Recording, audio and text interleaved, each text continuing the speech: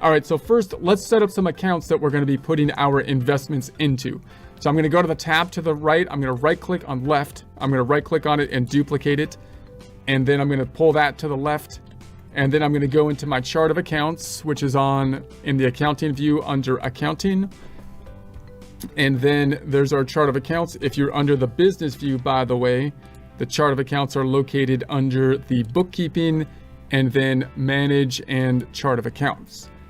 So let's first just add the accounts that we're going to be putting in place for the investments. And then the investments, when we initially invest in stocks and bonds, we'll see it come through the checking account with the bank feeds, and we'll have to record it then. So I'm going to record it as an investment. So I'm going to try to make a parent investment account, and then I'm going to put sub accounts for the institutions that I'm investing in. This is one method that you could use. So I'm going to say a new account, and I'm going to say it's an asset account, and I'm going to make it an other current asset account, other current asset. And so you could try to make it like if you're trying to link to your financial institution, then you might be able to make it like a bank type of account and link to the financial institution. You could think about setting that up, because the finances or stocks and bonds with some financial institutions may be able to give you bank feed data similar to what you have in the checking account. But what I'm going to do here is set it up as an other current asset and think about just making periodic adjustments to it. So I'm going to say other current asset. We're going to go, then this is going to be, I'm going to say other current asset. I'm not too worried about the tax category here. I'm just going to pick one. So I picked investments, other, and then I'm going to call it investments. So investments, this is going to be what I'm going to call my parent account, and then I'll put the other investments within it. Here's what it shows down here. That's where it's located in the chart of accounts. So I'm going to say okay.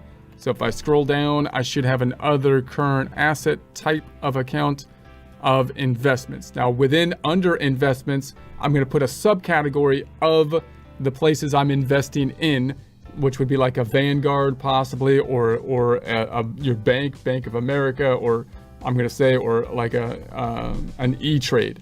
So I'm going to say new, and I'm going to make it another asset account. It's going to be an other current asset account, but it's going to be under investments. So it's going to be a subsidiary account of investments.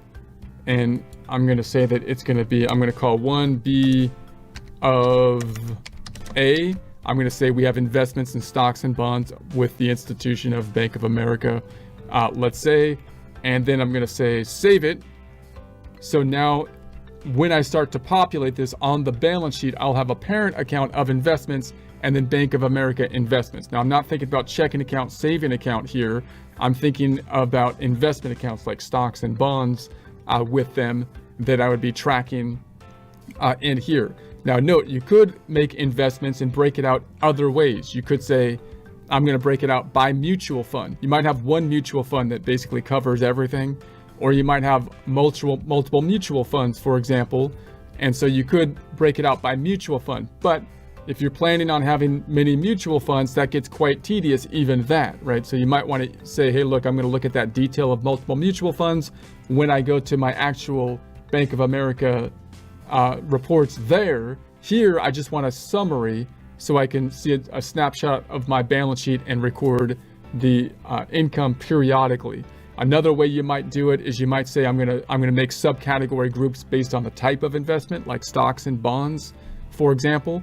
But even that becomes difficult for small investors oftentimes, because you're often investing in mutual funds that might have a mix between stocks and bonds. Another way you might do it on the personal side is to make sub-accounts for short-term and long-term investments, whether or not the investments are under the umbrella of like an IRA or 401k or retirement plan or not.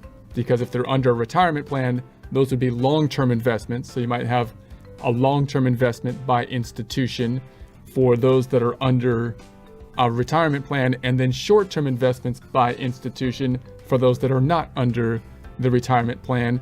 And then the idea would be that any investment that goes into the investment account I would see because it would come out of the checking account and I can just record the other side to the investment.